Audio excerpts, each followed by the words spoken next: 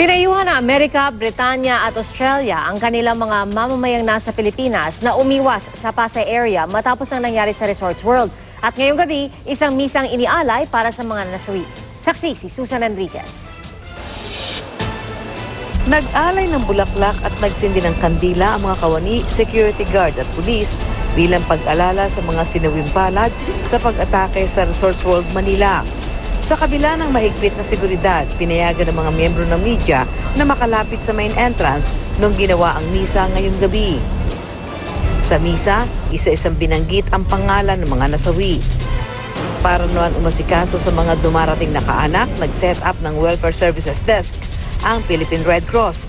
Hawak nila ang listahan ng mga dinala sa iba't ibang ospital. They just have to give us the name na hinahanap nila. Kami ang maghahanap kung nasa. Meron kaming connection sa mga hospital. Hinihingi namin yung listahan. Nakastandby din sa tapat ng hotel ang ilang funeral service. Bago mag-alas 8 ngayong gabi, lumabas na ang mga tauhan ng PNP Crime Lab. Sir, meron pa bang bodies diyan? Wala na po. Wala na. Ilan lahat ang naroon? Ilan na proseso niya? 38 kasama ang gunman.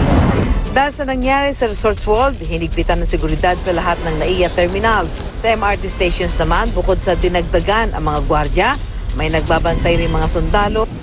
Pinaigting din ang seguridad sa mga shopping mall. Ako, si Susan Enriquez, ang inyong saksi.